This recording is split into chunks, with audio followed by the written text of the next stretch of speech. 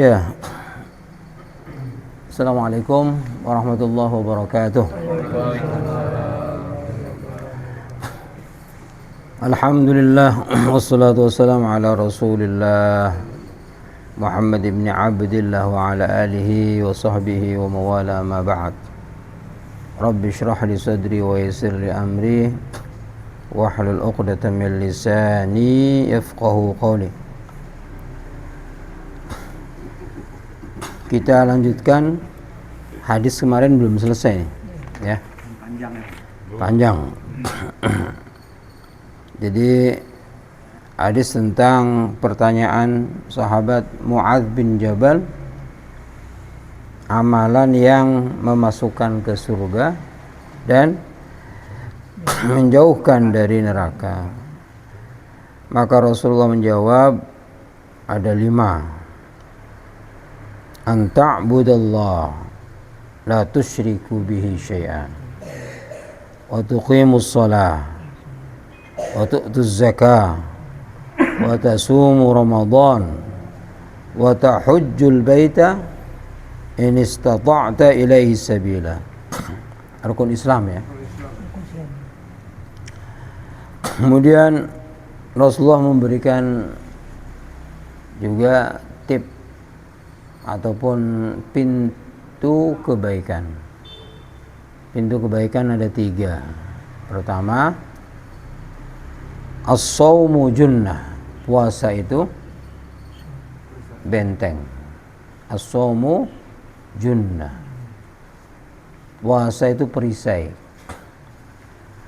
Jadi kalau masih syahwatnya terlalu tinggi, puasa. Masih liar, puasa.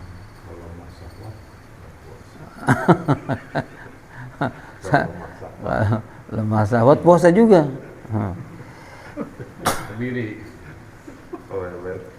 Ya. Was-shadaqah tudfi'ul khati'ah. Yang kedua sedekah. Yang ketiga salat malam. 3. Itulah kebaikan, 3 kebaikan, pintu-pintu kebaikannya. Kemudian Rasulullah melanjutkan, pokok setiap perkara ataupun Rasulullah mengibaratkan ra'sul amri. Jadi kalau ada badan, anggota badan yang paling berharga apa? Kepala. Ya. Ya, kepalanya urusan itu al-Islam. Ya, Islam itu adalah merupakan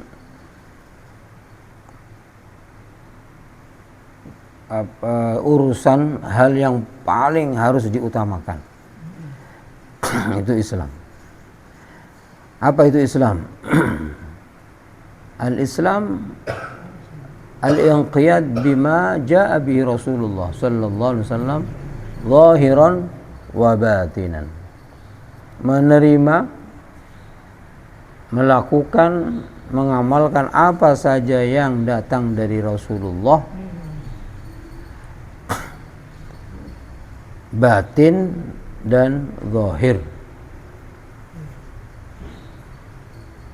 Jadi kemarin saya sampaikan apa bedanya Islam sama iman? Iman batin. Ya. Iman itu amalan batin, Islam itu amalan zahir. Ya. Enggak mungkin kita sholat kalau enggak didorong oleh batin yang beriman. Itu loh. Sama enggak hanya iman tapi enggak sholat, ya berarti tidak ada pembuktian kepada Allah bahwa dia iman. Itu. Jadi Islam itu sebagai pembuktian terhadap apa yang sudah diimani, iman kepada Allah, iman kepada hari akhir, pada Rasulullah, pada kitab-kitabnya, pada malaikat, takdirnya. Itu semua diaplikasikan melalui Islam. Gitu. Jadi apa saja yang zahir itu lahir dari batin. Nah, itu. Artinya Rasulullah mengatakan Islam ya iman, iman ya Islam. Itu harus menyatu sudah. Gitu. Jadi orang yang mengaku Islam itu karena didorong oleh keimanan kepada Allah. Maka ada di dalam Al-Quran tuh orang ngaku Muslim, tapi sebenarnya nggak beriman. Ngaku Muslim, sebetulnya nggak beriman.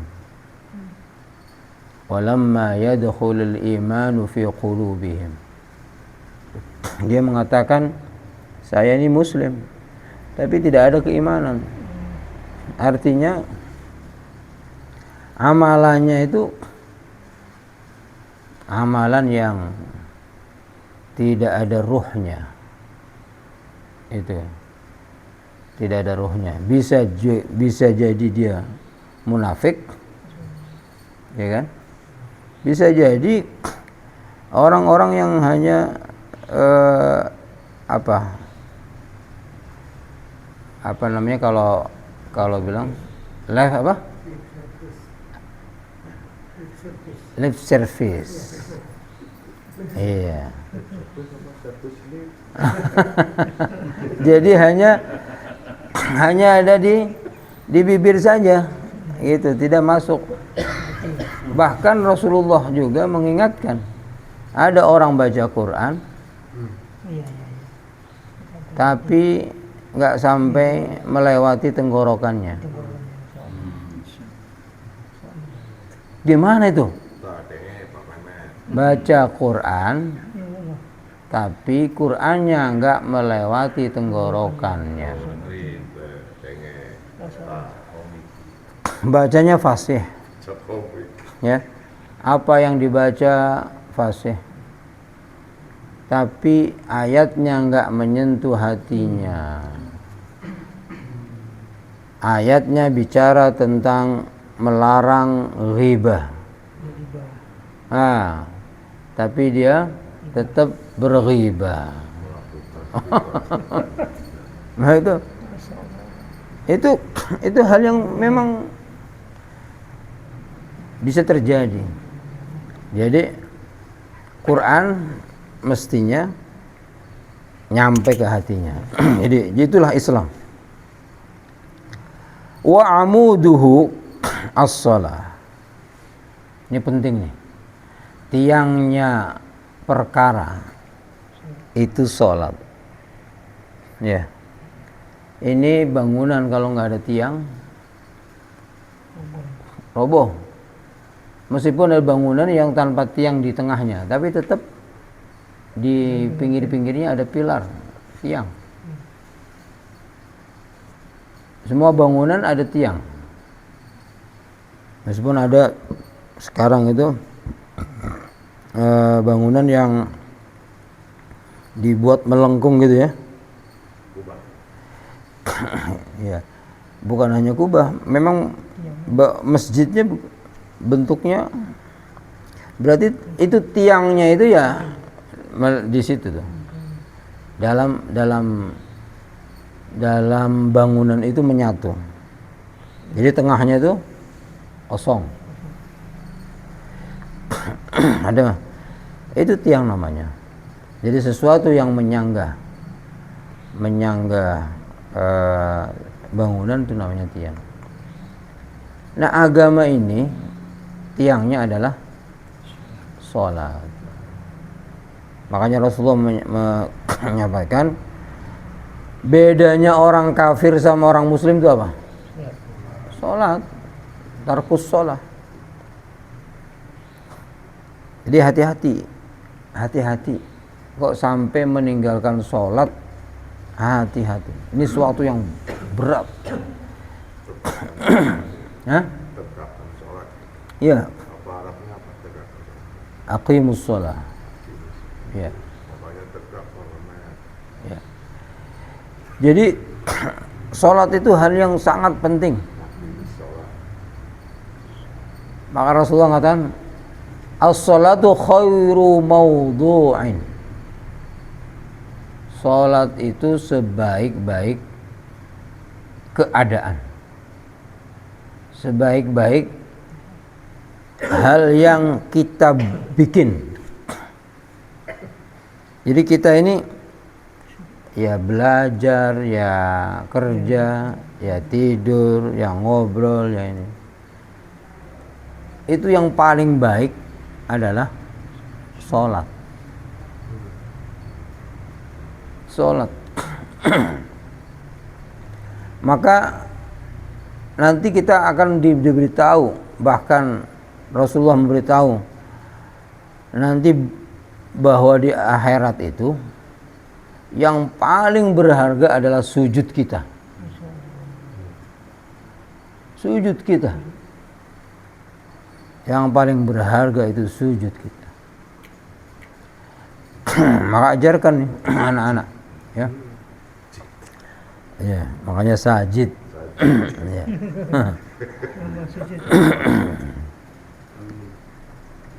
Ajarkan anak-anak sholat. Jangan sampai enggak sholat. Jangan bosan. Makanya kata Allah sendiri dalam surat Taha, wa'mur ahlaka bis sholati wastabir 'alaiha. Perintahkan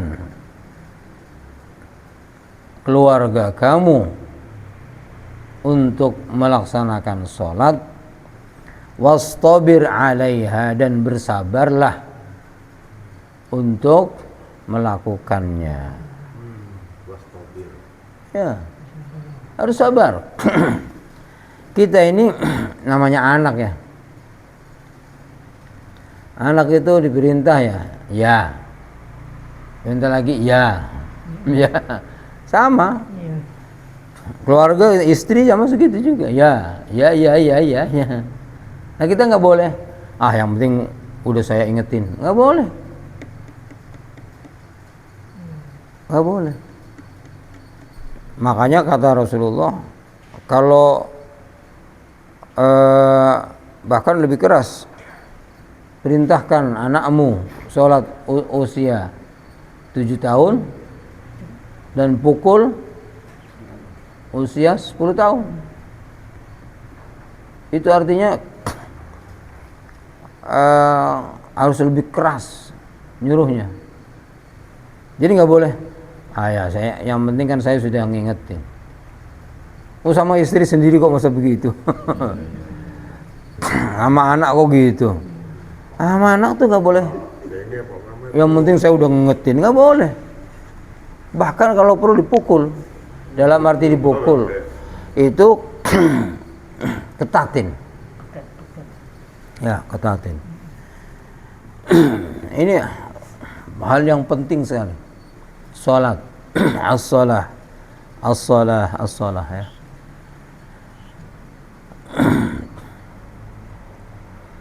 Kewajib istilahnya kesadaran bahwa salat itu penting harus terus disampaikan. Termasuk kita ini harus mementingkan salat. Jadi kalau sudah urusan apa yang lain tinggal. Iya. Jadi dari kantor kalau rapat itu kan, rapat adzan gue tinggalin. Udah nggak diapa-apain. Iya. Apalagi kita yang mimpin rapat. Harus selesaikan rapatnya, tunda nanti, begitu. Dan akhirnya pimpinan udah maklum, kita keluar udah ada, udah gitu aja sudah. Wa dzirwatu sanamihi al jihad. Sanam itu artinya puncak. Dzirwah itu ketinggian. Jadi kalau ingin agama ini sampai kepada puncaknya, puncak ketinggian, maka harus ada jihad. Yang hilang dari umat ini adalah jihad.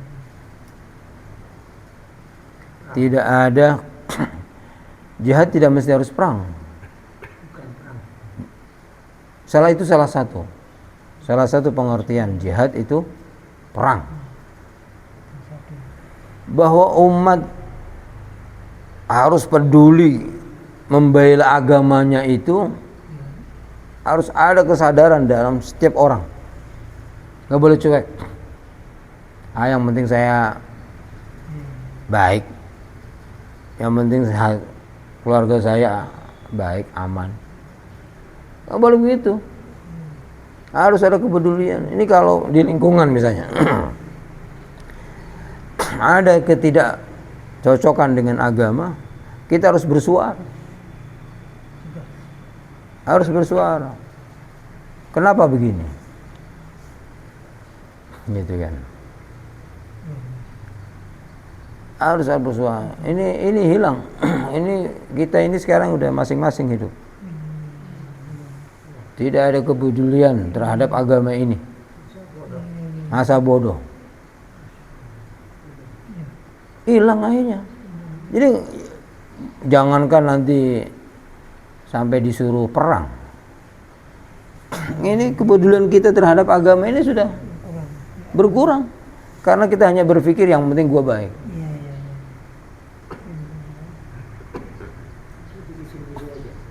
Berapa banyak di villa inti misalnya yang belum sholat, itu cuek aja.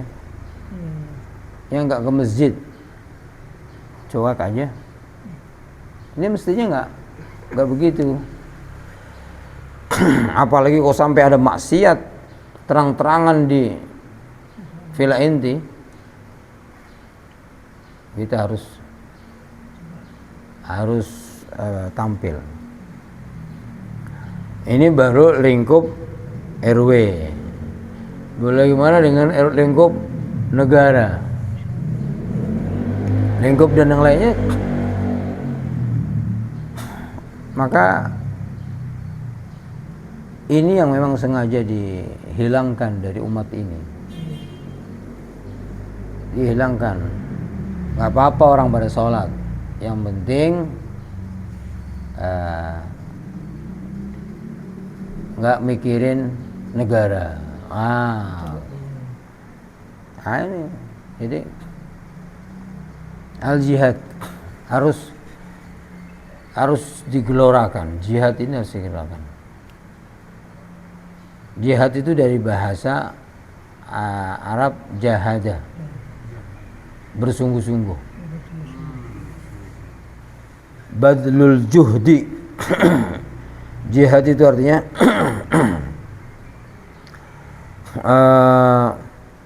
mengupayakan semua kemampuan, semua potensi untuk Islam. Makanya dulu saya di pondok itu semboyannya bau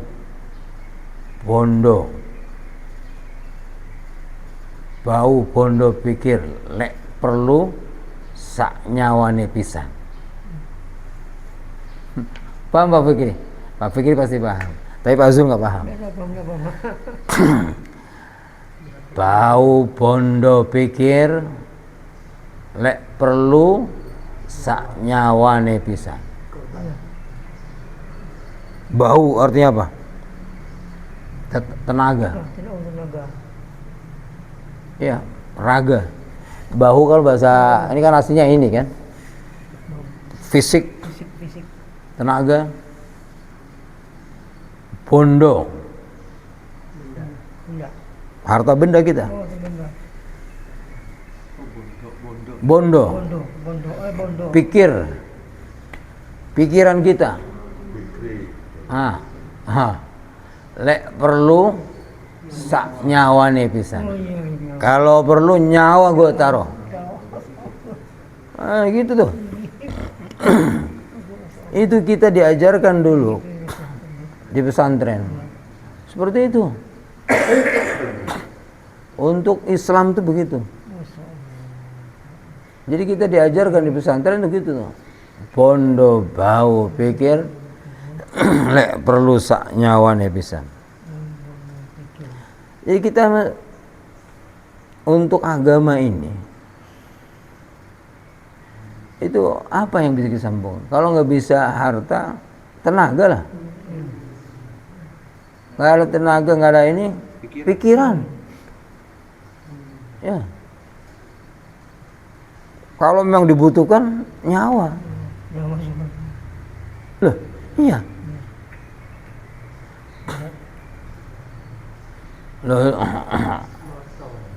itu moto santri dulu gitu. Bondo bau pikir lek perlu sak nyawa nih bisa. Makanya karena didikan itu kita itu udah di bawah sadar peduli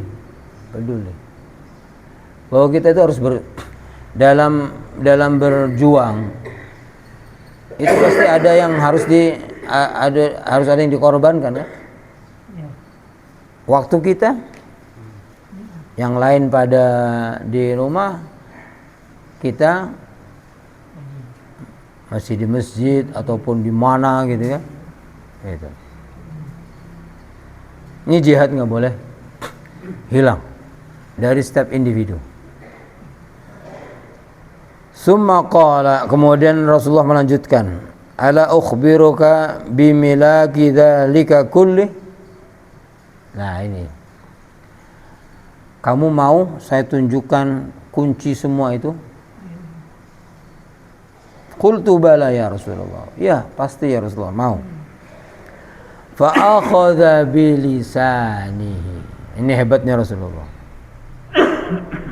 Rasulullah langsung megang lisannya, lidahnya dipegang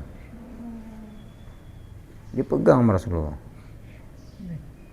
Ya. Wa qala, setelah megang Rasulullah mengatakan gini, kuffa alaika hadha, jaga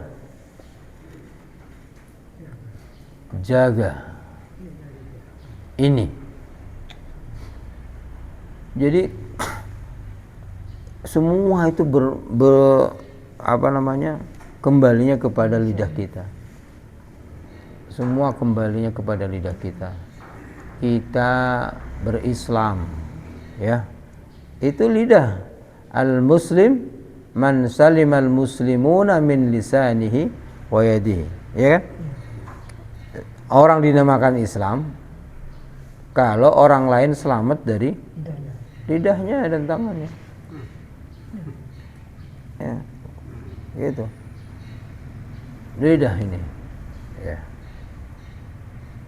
Jadi kuncinya lidah. Rasulullah mewanti-wanti kita sekali, memberikan peringatan keras, jaga lidahmu. Qultu ya Rasulullah, kemudian masih nyeletuk nih, masih heran Muadz ini, kok lidah sih? Sehingga dia mengatakan gini, wa inna lamuwakhadzuna bima natakallamu bihi. Emang lidah bisa membuat kita disiksa? Wah, emang lidah bisa kita celaka? Heran. Maka Rasulullah sedikit keras ngomongnya. Sakilatka ummuk. Sakilatka ummuka. Oh, sakilat. Kehilangan, bukan pakai qaf. Bukan saqilat, tapi sakilatka ummuk. Semoga ibumu kehilangan kamu. Betul gitu. Jadi saking kerasnya itu. Itu ucapan orang Arab biasa mungkin gitu ya di sana ya. Jadi mungkin kalau kita bocah diomongin Gitu ya. oh gitu,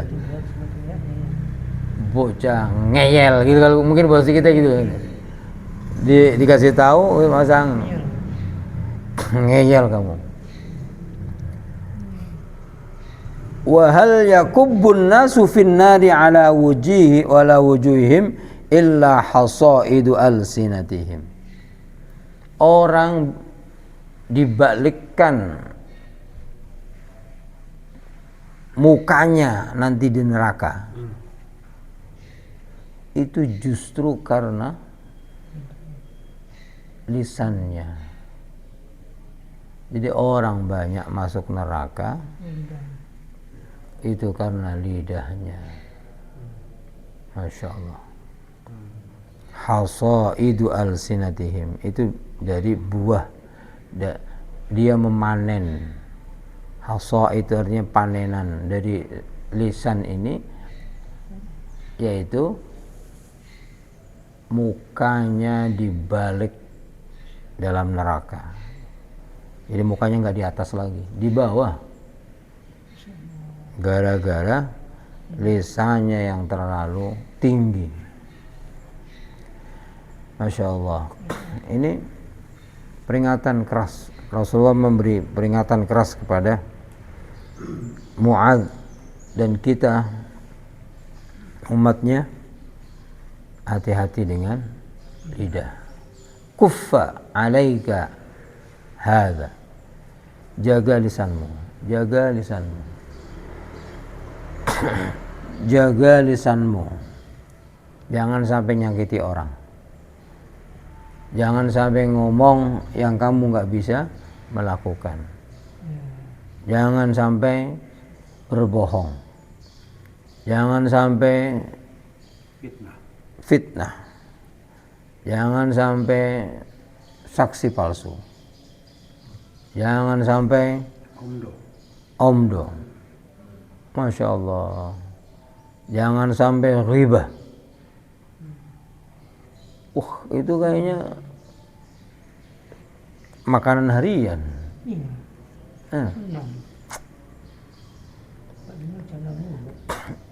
Iya. Jadi ghibah ini udah makanan harian. Ya. Senang. Ustaz, apa dulu sering terjadi peristiwa dengan Nabi? Makanya Nabi ngomong begitu. Atau hanya antisipasi? Rasulullah udah diberitahu waktu Isra Mi'raj kan, ditampakkan orang-orang masuk di neraka. Itu kebanyakan itu lidahnya ya. Memang Allah kasih tahu. Makanya kan kalau di surah Al-Hujurat, Allah sendiri yang melarang kita, wala tajassasu, jangan saling memata-matai, cari-cari kesalahan orang. Karena kalau mata-matain itu akhirnya pengen ngomongin. Wala yaqtab ba'dukum ba'dha. Ya, maka kamu akan ghibah. Loh, bener itu yang saya omongkan itu. Ya justru ghibah itu ngomongin apa yang sudah dilakukan orang. Dia nggak suka. Kalau kamu ngomong yang tidak dilakukan orang, namanya fitnah. Lebih besar lagi dosanya. Iya kan? Dosanya lebih besar lagi. Ngomongin apa yang sudah dilakukan ataupun yang memang terjadi pada seseorang, itu ghibah. Iya. Dosa besar. Apalagi malah ngomong yang nggak dilakukan. Wah, itu memfitnah, lebih besar lagi dosanya. Lebih parah. Ya Allah, semoga Allah menjaga kita agar bisa kita terhindar dari dosa-dosa ini, ya. Dan Allah memaafkan apa yang sudah kita lakukan dari dosa-dosa. Terus membimbing, memang hanya Allah yang bisa. Hanya Allah.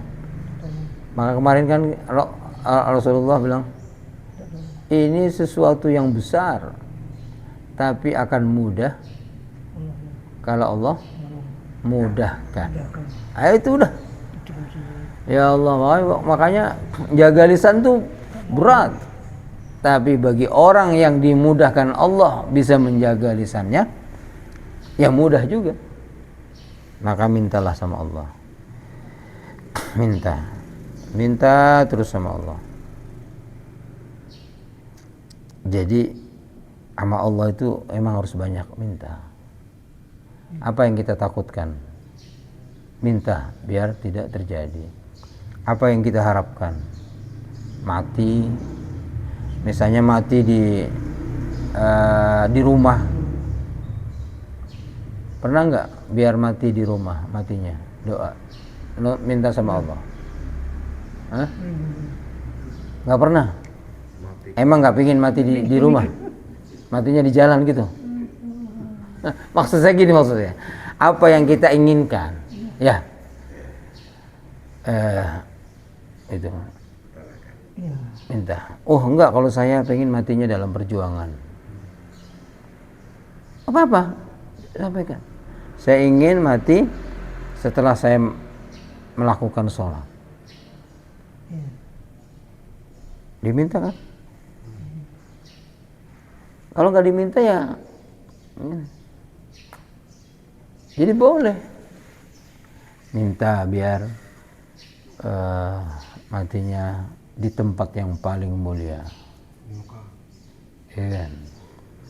Setelah melakukan amalan yang paling mulia. Harus begitu tuh. Harus diminta, semua harus diminta. Ya. Matinya jangan mati mendadak. Kalau sakit cukup 3 hari. Kenapa nggak pernah minta begitu? Mati mendadak, mati siapa itu? Ya, mati yang mendadak itu akhirnya tidak ada wasiat kita, ya, tidak wasiat ke anak-anak, tidak ada, semua orang kaget. Tapi kalau sakit 3 hari, Pak anak-anak dipanggil, ya kan, wasiat, nasihati, meninggal. Kenapa nggak pernah diminta? 3 hari BPJS itu. Di cover BPJS ya. Ustaz disesuaikan sama BPJS. Iya, karena kita anggota BPJS ya udah 3 hari aja gitu.